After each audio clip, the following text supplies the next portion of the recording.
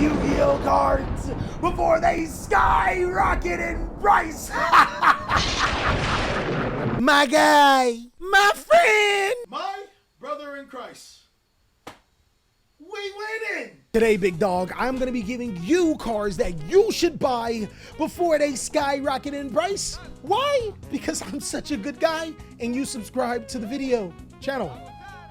Subscribe to both if you can. But also, if you want to support even further, you can go ahead and check out my Patreon. They got this information a little bit earlier. And when you buy on TCG Player, make sure you use my TCG Player link down below. It costs you nothing and it helps me out greatly. Bro, use that f***ing TCG Player link. I ain't playing. And it's not like I ain't been right so many times before, guys. Y'all remember when I told you to sell Triple Tactic Stress because it was getting a reprint? Me. Remember Sky Striker Ace Azalea, Assault Synchron? My guy, we just get so many things so right. Like Ghost Sister and Spooky Dogwood. My guy, I said we get so many things right, not everything. Of course, big dog, if you have some other cards that you think players should be buying, share the wealth. Let us know down below in the comment section. But let's start talking about these cards. Hold on, guys. Let me go ahead and put on this CarMax really quick. I'm not trying to have my lips as ashy as your kneecaps. You know, it feels really good to not have my lips look like a Dave Chappelle scene. But ironically, we're going to be talking about white cards and how powerful they are. My brothers, it is time for us to rise with white power. Wait, Synchro monsters actually get way stronger with the new monster in Revolution Synchron, mainly because it's here to start a revolution, and soon the whites will reign again. Wait, hold on, time out. Konami, what are you really trying to say? Things have changed around these parts ever since those cards have been around. You know what I'm talking about. They go by Exceeds now. And I personally just want to make Yu-Gi-Oh great again and return it back to the glorious era. I think Konami's doing a great job. And if you don't, you must be a Zeus lover over there.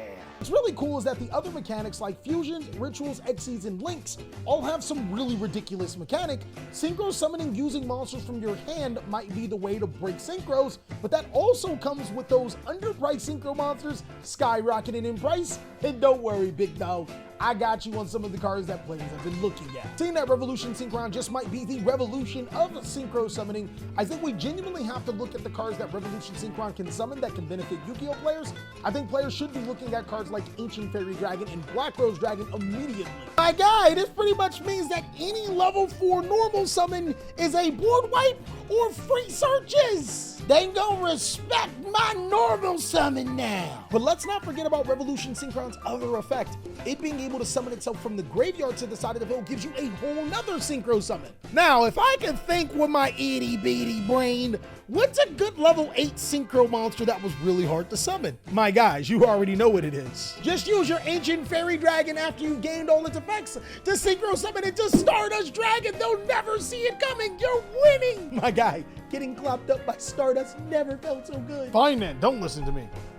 You say what it did it though. But I guess another level 8 synchro monster you could be summoning that players are going to buy out is Crystal Wing Synchro Dragon. This card hands down is the best level 8 synchro monster. It was just really hard to summon back then. Now it can be summoned with just 2 cards, easy. But now since synchros have the spotlight, there are some other cards that you should genuinely be looking at to support synchros. I told you in the last video about how you should pick up tunings and you should fine tune your deck because they are still going up. Assault Synchron and Battles of Legends Monsters Revenge wasn't as powerful as we originally thought, but with Revolution Synchron as well as some other Synchron monsters, tuning is actually going to be a card that's going to continuously get better and better, and you should have before it's too late. And with a potential all Synchro deck finally put on the map, Synchro Overtake can be an incredible card. My guy, you remember Fusion Deployment? This card's Fusion Deployment! Being able to freely summon a requirement monster to your side of the field to be able to easy synchro summon it to some of those hard to get cards. Synchro Overtake is literally the next Fusion Deployment with only 2 printings. My guy, I've liked synchros for some times. You can say, I ain't from the clan, but I definitely brought my hood with me. Unfortunately enough, synchros aren't the only thing that's getting support in Duelist Nexus. There's actually a couple of strategies that I think are pretty good, and players will catch on to them being pretty good as well, meaning that they'll probably pick them up too. I think Infernables are crazy. I just found out that there were French warriors.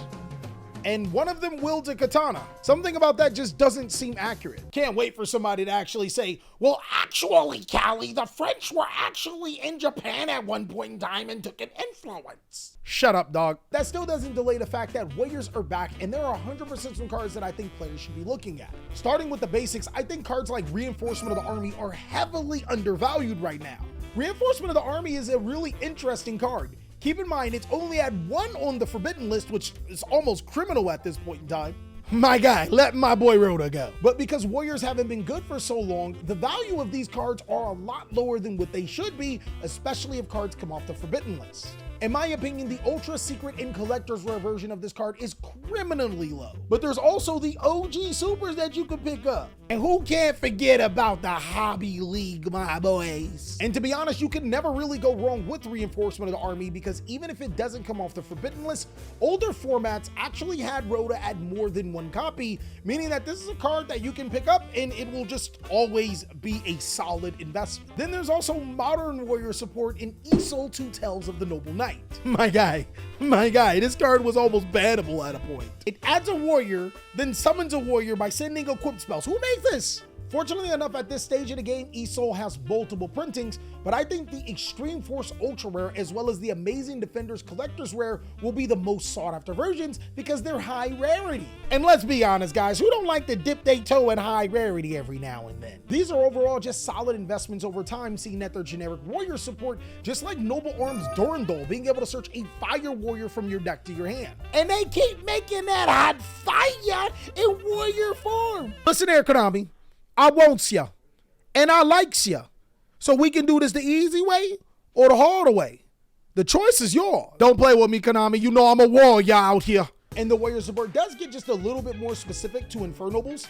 I think that Neo Space Connector and Neo Space and Aqua Dolphin are excellent pickups. This has been the bread and butter go-to cards for warrior decks because it can not only snipe cards out of your opponent's hand, it makes Isol in 1 card. While these cards do have very easy to get versions, keep in mind the higher end copies of these cards are a little bit harder to get. Neospatial and Aqua Dolphin received that ultra rare reprint in about 2020. Yeah, that's definitely something you should be looking at if you want a nice copy. For Fusion players, I 100% think you should be looking at Guardian Chimera right now. It's the lowest point that it'll get at this current time and is a very, very good card. The card literally says pot of greed on its card text.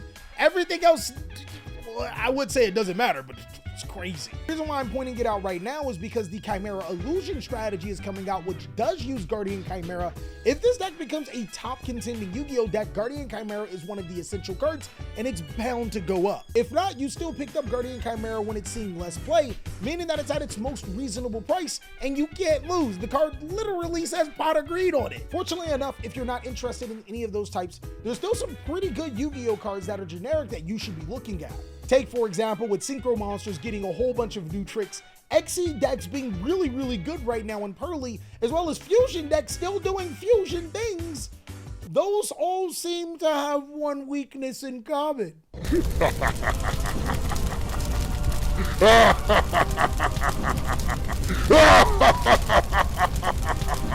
What I like about Dimensional Barrier right now is that it is really, really cheap. Secret rare copies of Invasion Vengeance are like 1/16 of what they used to be. It's a very good pickup. I think that this is a great card because if Synchros are as powerful as people think they are, it's an excellent counter to those Synchro heavy decks, but it's also good against those Exceed and Fusion heavy decks as well. I know that I told you to sell Triple Tactics Thrust, my friends, but that's when the Thrust was at $80. If you did it correct, you made a free, easy $60.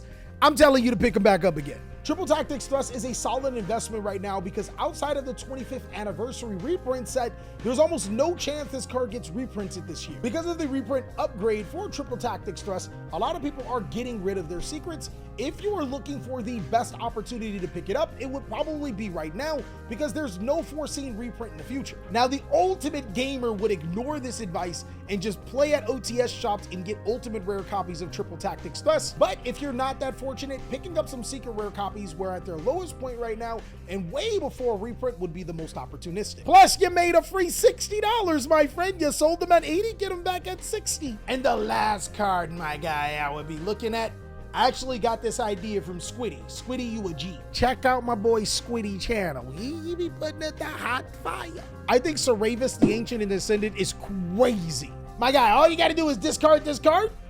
Something that targets no longer targets. Siravis is a crazy good card that I think everyone should have in their arsenal. It is a sleeper hand trap Yu-Gi-Oh card that allows you to dodge so much stuff. Hey, and if you're playing the right deck, technically it's searchable too. And that's all that I have for the cards that you should buy before they skyrocket in price. Let me know down below in the comment section, what are some other cards that you think are amazing? Of course, big dog, if you liked the video, you already know what to do then. Go ahead and check out these other ones and be sure to subscribe. We got a goal of 200,000 subscribers and we need every single one of you. As always, big dog, I hope you're having an amazing day. And of course, I'll catch you on the next video.